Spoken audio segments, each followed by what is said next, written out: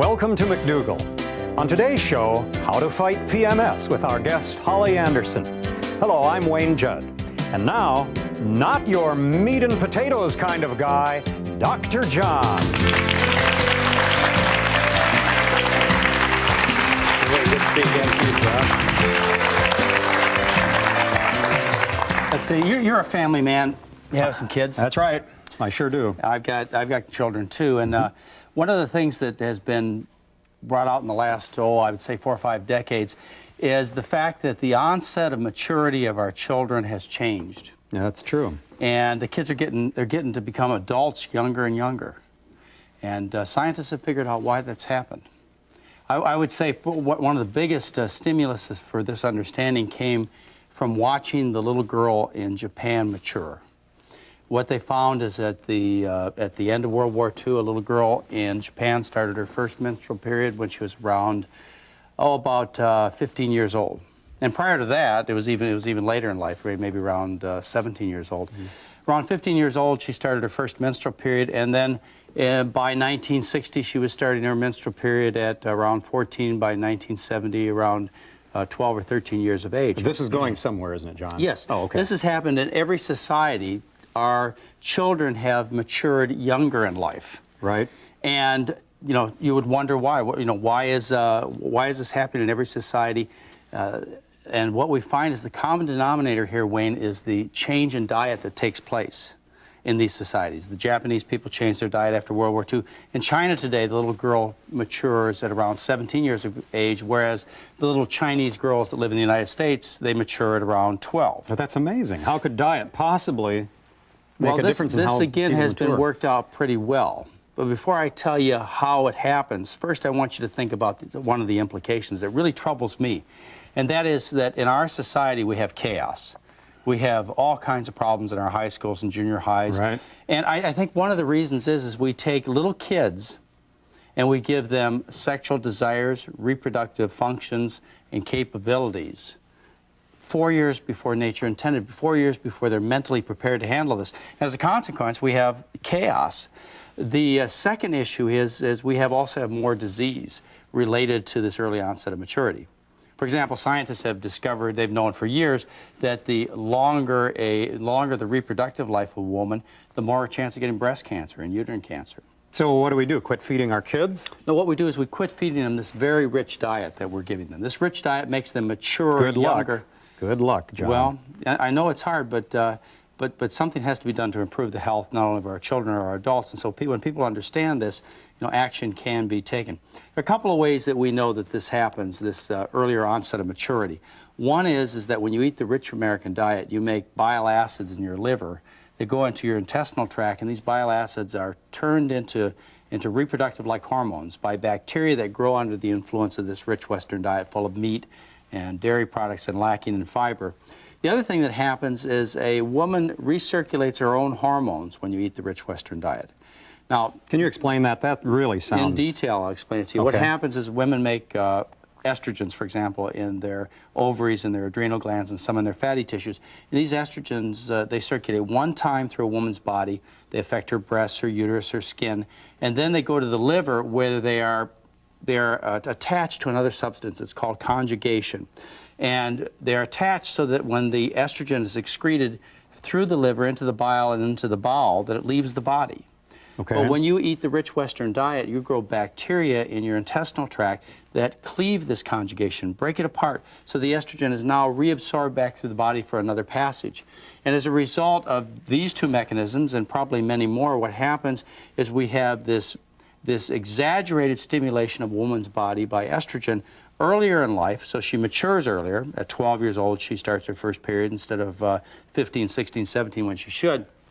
Plus, at the other end of life, she also extends her reproductive life. In other words, menopause takes place at 52 instead of, say, 46 or 48. This is amazing. Well, the consequences are serious, too, not just the social implications I told you about, but also to this prolonged stimulation of hormones throughout life, exaggerated on both ends, plus higher. It's 50% higher stimulation during a woman's reproductive life. This overstimulates her organs, like her breasts, her uterus, and as a result, she gets tender breasts. We call that fibrocystic breast disease. It promotes breast cancer in women. It promotes uterine cancer in women. It causes them to have heavy menstrual periods and abnormal uterine bleeding. Abnormal uterine bleeding, they'll have a hysterectomy for often. Causes, as I mentioned, uterine cancer and also fibroids of the uterus. So the disease implications are tremendous, and I just don't want to pick on women for this, Wayne. I also want you to know the same exaggeration of hormones takes place in men. So what shall we do, John?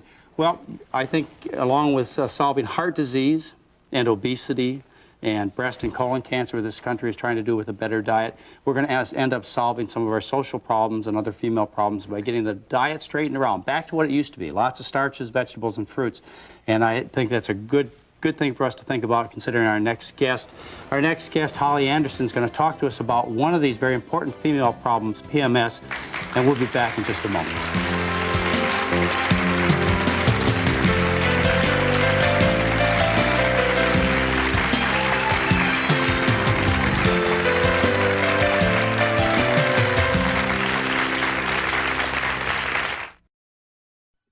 You can learn English at home. Watch Hello Channel.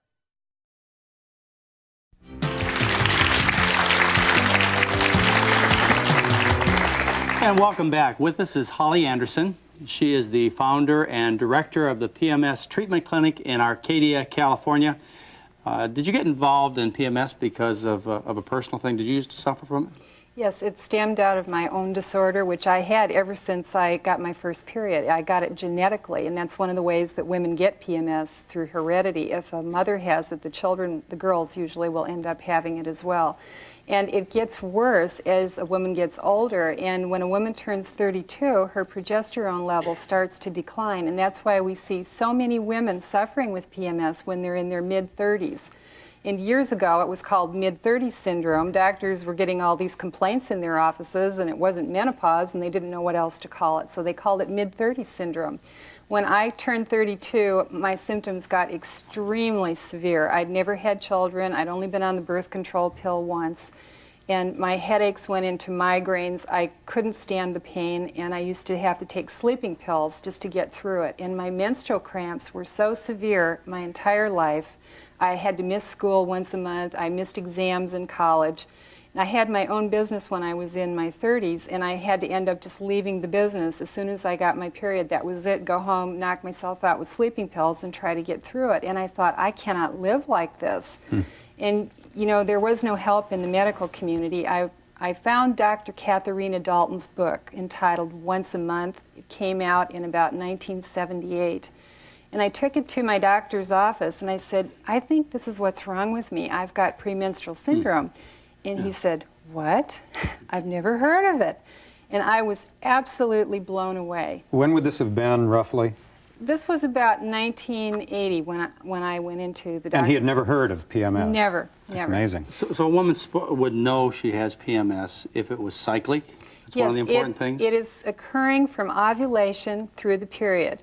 And in young girls, it may be just a week before the period. They may notice symptoms like headaches, migraines. Is that the characteristic thing? Because all the things you mentioned are problems men can get. All the things you mentioned are problems that you could get unrelated to your period: migraine, headaches, fatigue, and so on. So does the characteristic, that cyclic nature to it, that you can tie it to your period? Yes, it occurs from ovulation through the period. So in young girls, it's a week before. In women in their 30s, it's like 2 weeks before, and then it may even continue through the period, but when the period is over, the symptoms should end. Now, 2 weeks before means that you go for 2 weeks with these symptoms before the period. That's why it's called premenstrual. And that's really 2 weeks is a long time when you're doing that That's right. monthly. And a lot of women are suffering a total of 3 weeks out of the month, and it's physical and emotional. That's so incredible. It can be a lot of depression, crying for no reason, being out of control, saying things they don't mean. They can have physical problems like the headaches, the migraines, the bloating, the food cravings, and even epileptic seizures are connected with this disorder. Don't you and other women feel a horrible injustice? I mean, isn't there an emotional content to this that would just blow us poor male persons away if we had to endure it. Well, it made me feel extremely hopeless. And what is so exciting, though, is that when I finally was able to get the treatment that Dr. Katharina Dalton recommended, the natural progesterone therapy, and as soon as I had the dosage right, all of my suffering ended overnight. And I was so furious because I had suffered all those years. And here it was, an unknown entity in the United States medical community. And it just made me very, very mad, and I wanted to do something about it. So that's where the clinic came about, the treatment center. Yes, it was several years later that everything worked out, that I could found the clinic. Well, based on what you've said so far, then, would you say that premenstrual syndrome is a progesterone lack? Is that? Yes. In fact, Robert T. Frank described it in the medical literature as far back as 1929. He wrote about premenstrual syndrome occurring in the 2 weeks before the period, and he described it as an excess of estrogen in relation to progesterone. And he said the treatment was natural progesterone. But it was at that time that the hormones were being discovered. Progesterone had been discovered, and all of a sudden the work went into the birth control pill, and natural progesterone got put on a back burner. And it's like the medical community ignored his works. And it wasn't until 1948 that a woman in England, Dr. Katharina Dalton, who also had migraines in the 2 weeks before her period, she connected with Dr. Raymond Green, and they worked together on the treatment with natural progesterone, and they then wrote a paper on the premenstrual syndrome. And how successful if women take progesterone? Is this the basis of your clinic treatment center? Yes, we follow the method of Dr. Katharina Dalton. Supplemented with progesterone Right. pills? No, it's not pills. No. It's systemic progesterone. You see, there's too many progesterone receptors located in the liver. The receptors are in different parts of the body, and there's a lot of them in the liver. And if you take it orally, it gets metabolized like Right, food. first pass metabolism. So you need to use it systemically. So we use it either rectally in the form of a rectal suspension or vaginally in the form of suppositories. How about patches like they give estrogens? Can you Well, get that we way? had discussed that with Dr. Dalton a number of years ago, and they had tried that in England, and they didn't have much success because they couldn't get enough progesterone into the bloodstream. So do you measure the blood levels of progesterone to decide whether you have enough? Absolutely. We do it when they come in. We want to look at it to see if it's low. And then after they're on the treatment, we have them take a dosage of progesterone, and then 5 hours later we measure their blood. And that will tell us how much progesterone they're absorbing. And the rates of absorption vary from person to person. So one woman may use one dose, and another woman may require a much higher dose. But the results are universally successful. Yes, when the imbalance is corrected, then the woman should become symptom-free. And there's also a diet that has to be followed because the low progesterone causes transient hypoglycemia. And hypoglycemia is a low blood sugar condition. So the patients need to eat frequently, like every 3 to 4 hours. When they don't eat, then they get a drop in the blood sugar, adrenaline goes into their system, and they can become out of control. Well, after our break, I'm going to push you a little bit hard with a question that you may or may not be able to answer, and that is, well, why would women have this in the first place? I mean, I think women are designed wonderfully. Why should they be put in a position where they don't have enough progesterone as they go through life and develop this situation? Is it a fault in their design, or is it something that women are doing wrong to induce this kind of a situation? That'll be a tough question for you when we get back. And we'll be back with you in just a moment.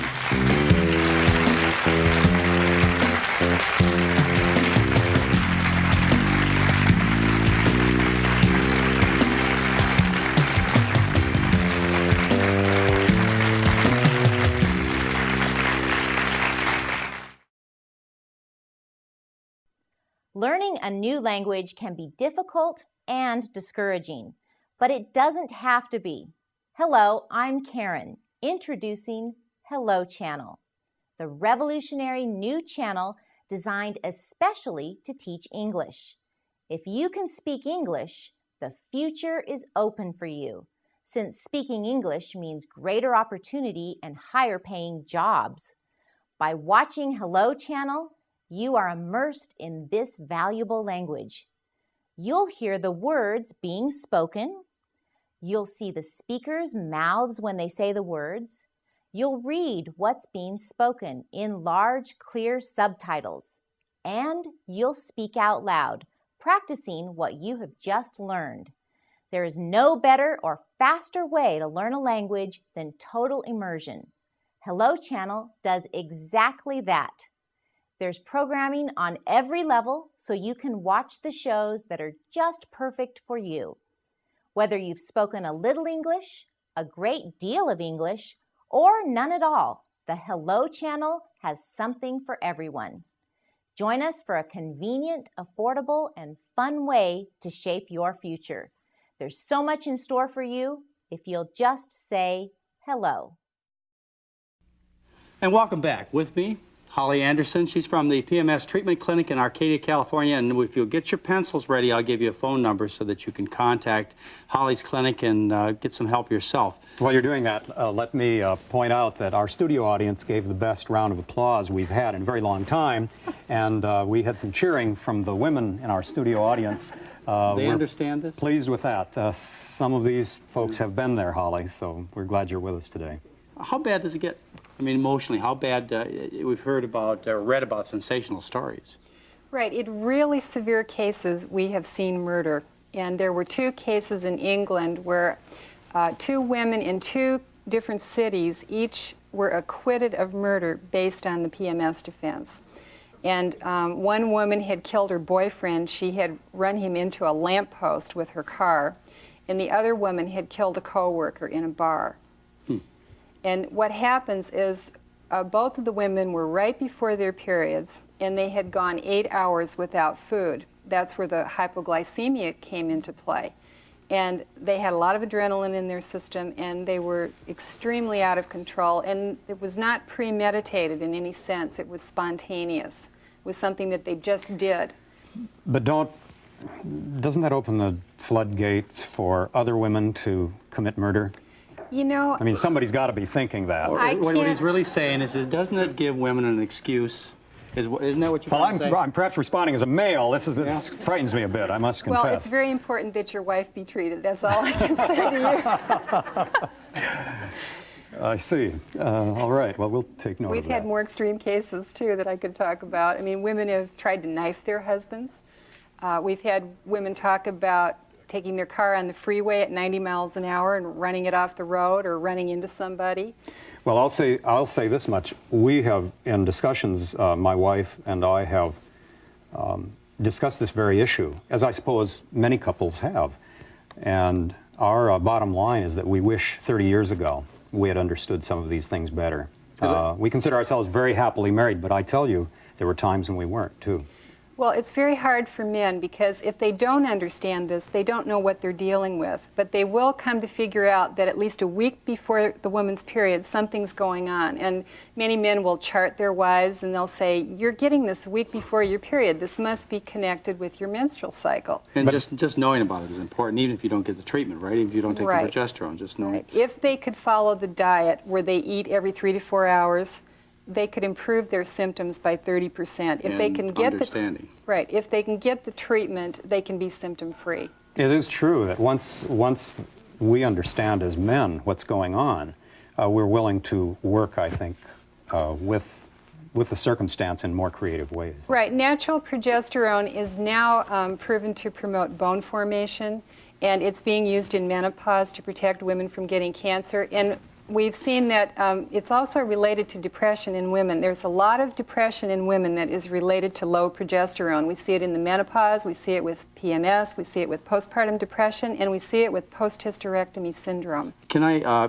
interject something here? You're saying a progesterone, natural progesterone. You're not talking about progestins like Provera. No. The synthetic progesterones, the progestogens or progestins, they actually lower a woman's progesterone level, and that's why when women go on the birth control pill, if they have PMS, they often say, I was crazy on the pill, I couldn't tolerate the pill, it was just terrible. I had all these side effects. And natural progesterone is a prescription item? Yes, it is, and it has to be compounded by a pharmacist. The drug companies don't make it except for the injectable, primarily because they can't get a patent on the natural hormone. Of course. Right. You suggested, Holly, if his wife is not receiving treatment, that he hug her close. Does that really work? Does it stimulate progesterone levels? That's what you want to know, right? I'm interested in that sort of treatment because there are times when that's the last thing on earth the husband wants to do is to hug his wife close. Well, am I right? Now we're getting into therapy. You just have to love her. I mean, she's got an illness, and inside she feels terrible. She may even hate you. She doesn't mean to, but this may happen during this time. And what she says is not really true. So you have to love her. That's what she's looking for. Let me give you the phone number for the PMS treatment clinic. It's in Arcadia, California, and you can call 818-447-0679. That's 818-447-0679. Now, I want you to answer my question. Did our Creator make a mistake in designing women so they have this problem, or are women doing something wrong in the way they live that creates a low progesterone situation? Yes, we don't know the exact cause of the problem, but we do know that it's an imbalance of the two hormones, estrogen and progesterone. And if a woman has a tubal ligation, this will give her automatic PMS. We have research now that shows that a woman's progesterone level is lowered after the procedure, and it's probably because the blood supply to the ovaries is cut off. And if a woman has a hysterectomy, it will give her PMS. We have research, the uterus is gone, and that interrupts the pathway. I'm sorry, are you saying that a hysterectomy actually... Because it interferes with the blood supply to the ovaries when, when they make the cut. But I thought that was the solution. Get the complete hysterectomy and everything's fine. No, there are about 13,000 unnecessary hysterectomies a year to cure PMS. Excuse me, how many? 13,000. And it makes the PMS worse. It would eliminate menstrual cramps because the uterus is gone, but it will make the emotional side of the disorder worse. Like there will be depression. We know that 66% of all women who have hysterectomies become clinically depressed, and it's related to progesterone. So a lot of the old methods and a lot of the old understandings we had are incorrect. And this is true. You know, PMS is relatively new in the United States. In fact, it's not even being taught in medical school yet. And the proof of the situation is that when you apply progesterone therapy, women feel better, dramatically better, and that's why you're convinced. Yes. Right. And we'll be back. Stay tuned.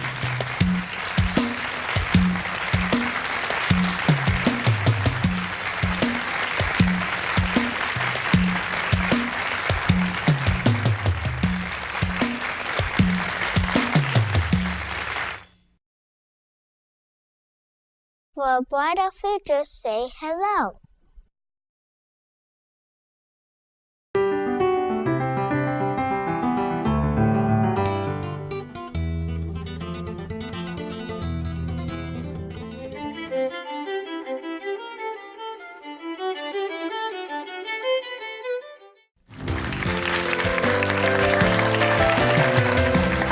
And welcome back with me, Holly Anderson. This is the woman who founded and now directs the PMS Treatment Clinic, Arcadia, California. You got that pencil ready? Here's the phone number again, 818-447-0679 if you need further information.